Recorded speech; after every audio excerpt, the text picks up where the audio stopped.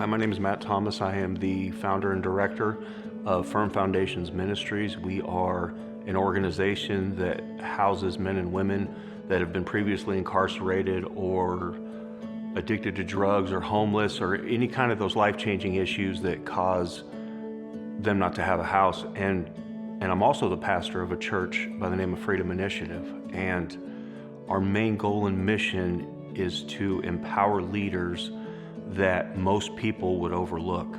The way we do that is by not only providing them a safe place to live, but helping them point in the right way of a good job and helping surround them with people that care and providing curriculum to help them to be able to kind of dig into who they are, what makes them the way they are, so that they can be successful in life. Some of the reasons, actually the majority of the reason that I'm sitting here talking to you guys today is, man, I need help. I need help, personally, but organizationally, with the target group of men and women that we work for. There's not a lot of people or organizations that maybe really understand what we do or why we do it. I look at life like this sometimes, especially when it comes to this group of people, which includes me, by the way. I am a 5-time felon. I've done prison time in Arizona, and if it hadn't have been for a great church and good people to surround me and a great mentor, I wouldn't even be talking to you right now. Part of these things is we are really good as people at trying to target symptoms of a bigger problem. We send men and women to treatment for drug addiction. We send them to treatment for alcohol addiction. But it's not the treatment that helps. What it is the digging into the trauma or the situations that have caused them to look for something to cope. And incarceration is 100% that way. Most people that are doing prison time, jail time, community corrections, you name it, have had a life-altering issue or something happen. Not all, but the majority that they don't know how to deal with. And as they go through life and not know how to deal with these things, trauma just builds more trauma. When you have a 25-year-old man that goes to prison for selling drugs and he gets 10 years, we don't think to look at the situation of the family surrounding it. What are the issues, right? Is it he grew up in poverty with a different mindset? Is it his parents were addicts? Is it mental health issues? What are some of the reasons that feed this problem? And one of the best examples I can think of is my co-pastor, Will. Now, Will grew up in a small town, but started using drugs when he was young. His mom's got some troubles, and so he grew up being raised by his grandma. Wasn't raised by his dad, and so he had a hard time from the jump of even understanding who he was, right? Because that's one of the biggest issues in the world is kids that grow up without fathers in the house. And so as he was growing up, he got addicted to meth, and he started selling it, and then he ended up getting 10 years in prison on a drug case. And so this man did 8.5 years of that 10-year sentence. Had it not been for somebody to look into his life and say, I believe in you, I think that you can do so much better, you have potential, let me help you, he would have continued that same direction. But something interrupted his life, and it was somebody with the gospel. It was somebody with the power to say, you are worth more than your addiction, and you are worth more than your situation. And so the outcome was, halfway through his prison sentence, Will joined a program called Brothers in Blue inside the prison, and God radically changed his life. He took his addiction away, and so Will started digging in, completed the program, and right about the same time, I had the pleasure to meet Will because we were planting a church on the inside of Lansing Correctional. And as we were planting this church, we were seeking for a man to be the internal pastor, and it was Will. And so let me share with you this man that had graduated high school. I think maybe he even got his GED while he was in prison, doing 10-year sentence inside of the prison, is now pastoring a church of other men inside of the prison, building a leadership team, working with these men through addictions, through struggles, through death of family members. This is a man incarcerated that is living out his calling from God. And so let me tell you where Will's at now. Will's now out of prison. He's been out of prison for a little over a year. He is my associate pastor. And so we together pastor a church by the name of Freedom Initiative that is for men and women coming out of addictions, incarcerations, or just don't feel like they fit in a normal church. Now I want to explain to you why this is so important. It's not just Will, it's Corinne.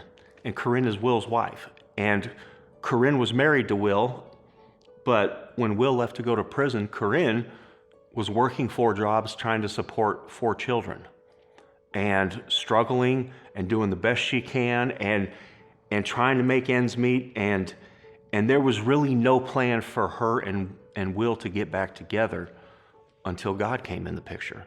What happened is Will started understanding how important a relationship was and how important his wife was and how she's not just some girl and she's not only the mother of his children, but she is his wife.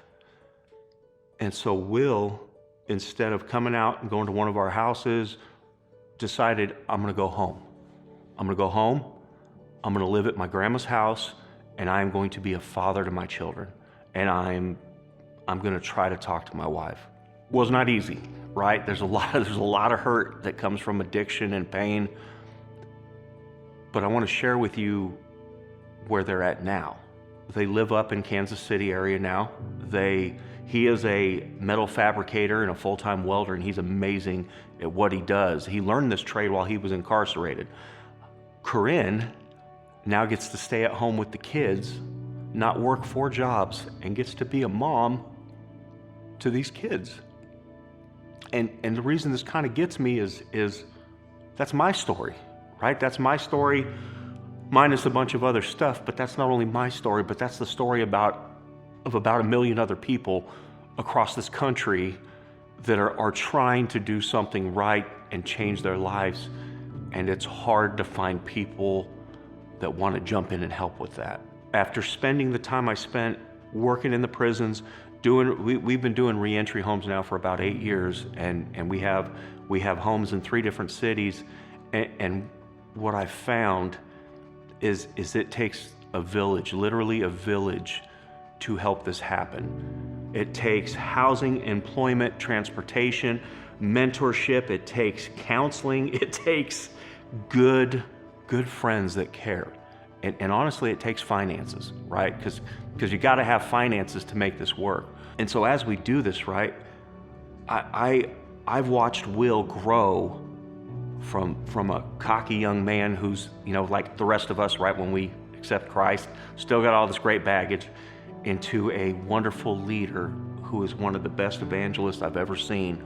But above all, he is a father and he is a husband.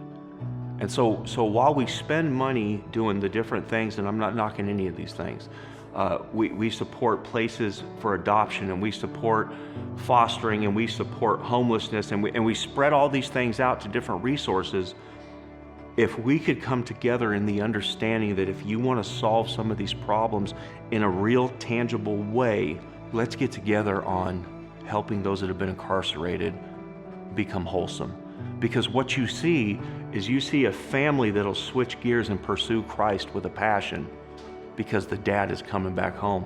What you'll see is a mother and her children reunited because God radically changed her life while she was incarcerated, and now she's not doing drugs anymore, and now the family is complete. And so what you have actually done is you have accomplished these goals that we set out to do in the first place, which is not only making disciples, but it's feeding. Like I've always watched and loved how Jesus just doesn't say, hey, you need me.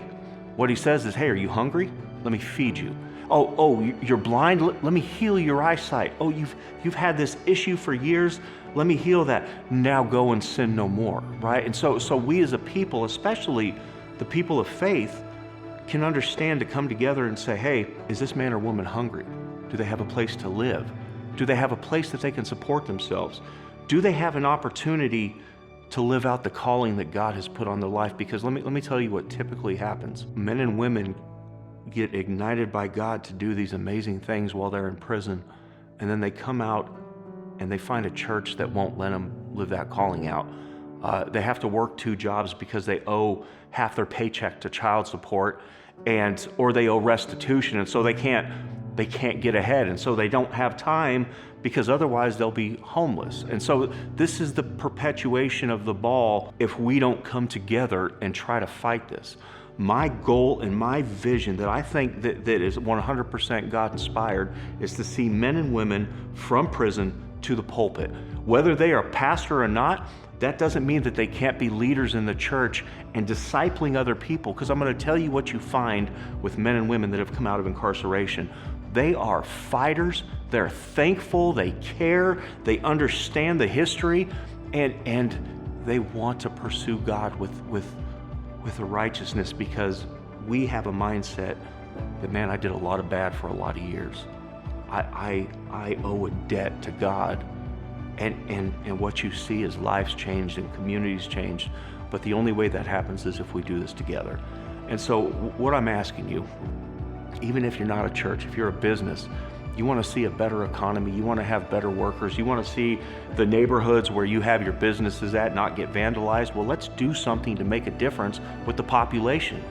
Because I promise you, if you dig into a man or woman's life that is coming out of prison and has a call of God on their life and wants to do what's right, you're going to have a faithful employee, you're going to have a great friend, and you're going to have an opportunity to pour into a couple hundred people just from that one person.